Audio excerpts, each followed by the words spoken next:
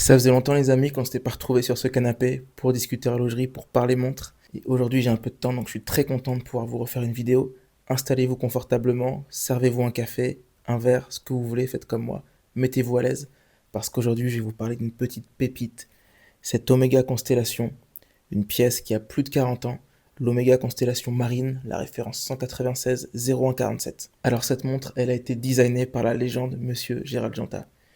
Et c'est très distinctif, hein. Vous reconnaissez tout de suite la patte du maestro, du mister, avec cette lunette en or jaune sur cette référence, avec ces sortes de vis qui font penser à un hublot, inspiration marine immédiatement.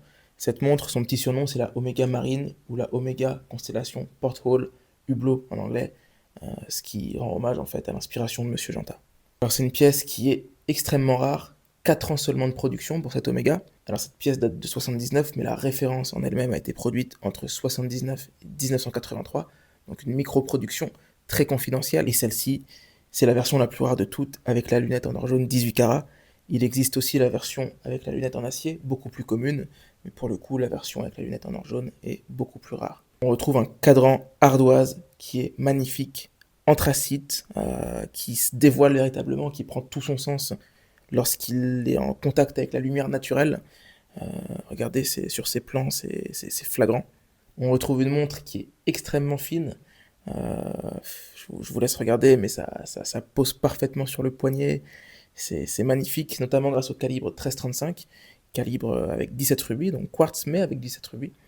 Donc on est sur un quartz vraiment haute technologie, avec une dérive quasi nulle sur l'année, hein. Pour l'époque, c'était vraiment le très très haut de gamme, la pointe de la technologie.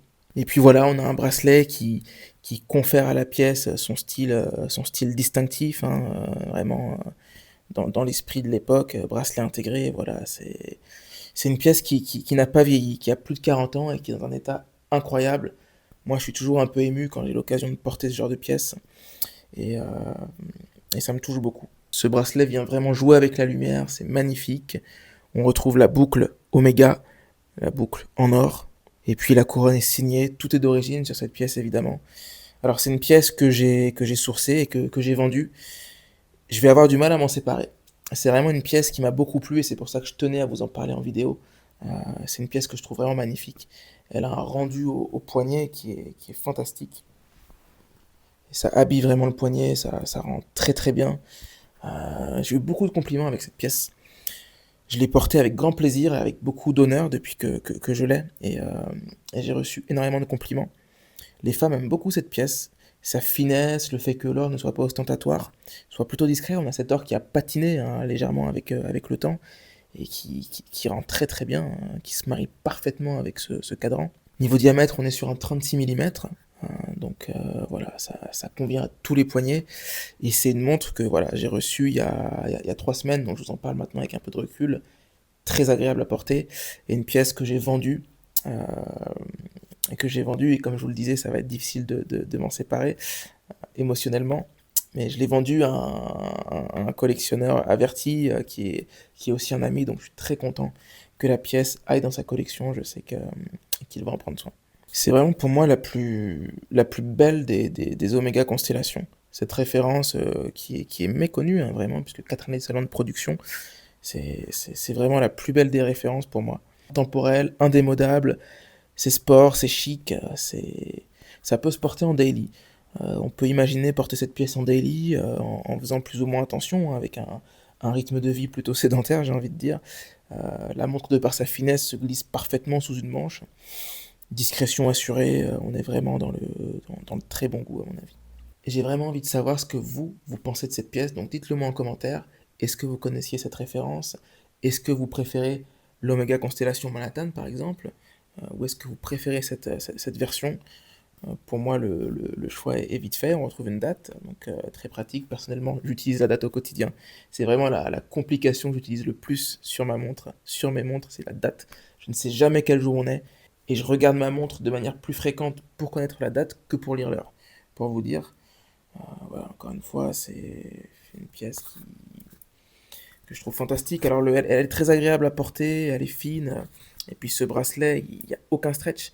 La montre, encore une fois, hein, elle date de 79. Donc, c'est une pièce qui a un certain âge. Et regardez, l'état du bracelet, s'il vous plaît, je vous montre en direct. Voilà, aucun stretch, c'est vraiment fantastique. Alors, niveau budget, c'est une montre que moi j'ai vendue, je vous le dis en toute transparence, en dessous des 2 000 euros. On est entre 1 500 et 2 000 euros sur cette référence. N'oublions pas que c'est la version la plus rare, hein, avec la lunette en or jaune, donc plus confidentielle encore que la lunette en acier. Et voilà, je trouve ça vraiment sympa pour moins de 2 000 euros, largement moins de 2 000 euros, on peut s'offrir un design de Monsieur Gérald Genta. Un design iconique, euh, voilà, une véritable pièce de collection, hein, qui reste encore assez abordable. C'est une somme avec un peu d'effort, un peu de sacrifice, on peut se l'offrir. Et voilà, c'est une très belle pièce, donc dites-moi ce que vous en pensez. Moi j'ai été ravi de la porter, encore une fois j'ai pris beaucoup de plaisir.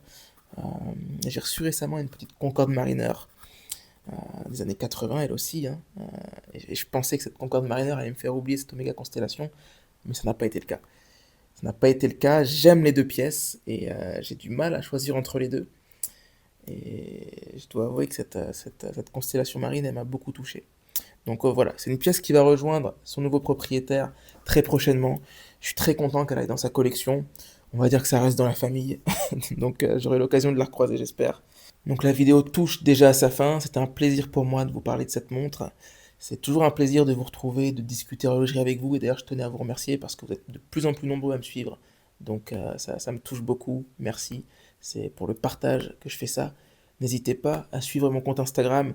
J'organise en ce moment un concours, donc quand la vidéo sortira sur YouTube, normalement le concours sera toujours en cours. Vous aurez encore 24 ou 48 heures pour participer. Donc allez checker mon compte Insta, Résonance Watches. Encore une fois, merci à tous. Comme d'habitude, portez vos montres et surtout portez-vous bien. À très vite.